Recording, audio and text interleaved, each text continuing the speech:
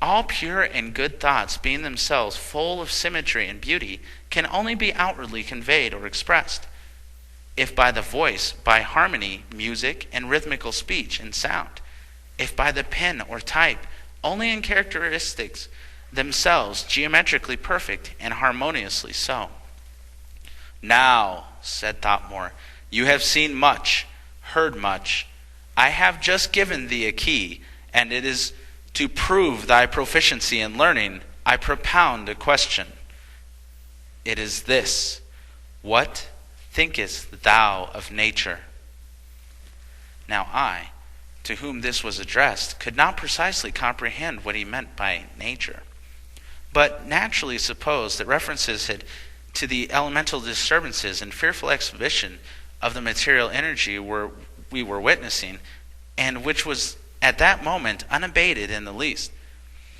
For the storm still raged with as much fury as ever, not over the same portion of the earth, it is true, but in its own track as it moved on its southward march. I therefore answered the same silent language that, in view of all had just been witnessed, it was evident that an overruling power existed, ever wakeful, ever on the watch, that his power was exercised in the greatest good of centuries of his love, and God worked mysteriously through nature, expressively to effect and the good of humankind. To this general answer he responded, Right, but what dost thou thinkest of nature?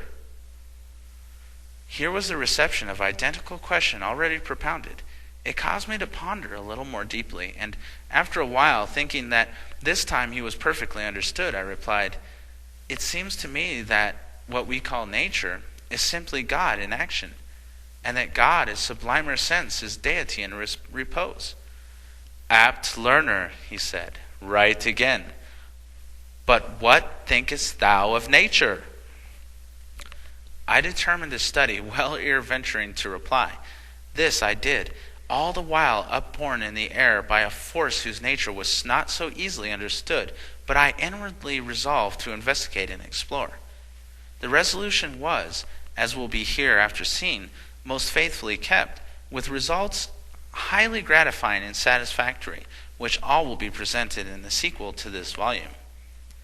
While delving into the mines of my soul for a proper answer, I took notice that we gently floated off and upward at the angle of 150 degrees of the horizon. The storm was going in one direction and we in the other, so that in a little time we were entirely beyond its influence, as was also the portion of the earth over which the first began to rage.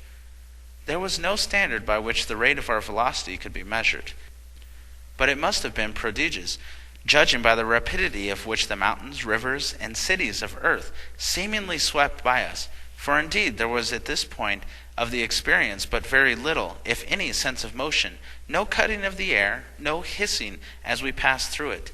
It seemed as if there were in the center of a large transparent globe or sphere, which itself moved on as we impelled by a force entirely superior to that which governs rude matter. The earth itself, from the elevation we were at, seemed to have lost its general convex in shape, and now looked as if it were a huge basin, so singular did it appear to concave itself. Instinctively, I realized that this was the appearance it would naturally assume to a person who looked up it through bodily eyes from the great height at which we now were.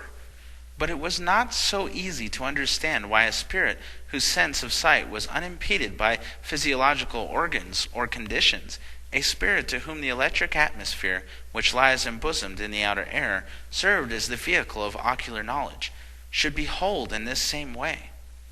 While studying the answer to the first problem, the solution of the second came to me, and I saw that similarity of the phenomenon, viewed from opposite states, was attributable solely to the former habitudes of my mind and to the association of ideas.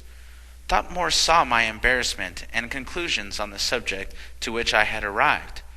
Right, he said, but, ere another moment elapsed, I replied, I think that nature is a system of active forces, ever radiating from God as beams from a star, and that they go out and as constantly return to the point whence they emanated. Paradox. Explain. I mean that here a sudden thought struck me, and I said to the guide, "You have not dealt fairly with me.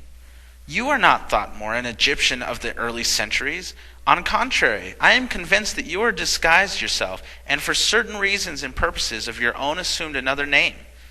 You are, I feel perfectly convinced that you must be Socrates, the philosopher, came back for a time to pursue the old and honorable avocation, the teaching and enlightenment of the ignorant.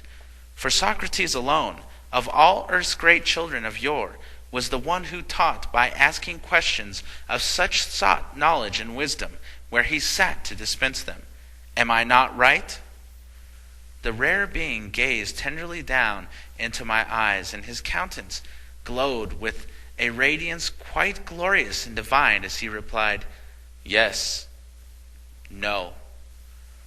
I am Socrates and not Thotmore, and still am Thotmore and not Socrates. Here is another enigma. Do you comprehend? Try! For remember, the human soul is infinite in its nature. Its capacities are boundless. You aspire to comprehend the mighty secret of the trine. You seek to become an acolyte of the imperial order of the Rosy Cross, and to re-establish upon the earth. And no true Rosicrucian dares shrink from attempting the solution of the mysteries and problems that human minds in heaven or on earth may conceive or propound. Our motto, the motto of the great order of which I was a brother on the earth, an order which has, under a variety of names, existed since the very dawn of civilization on this earth, is try.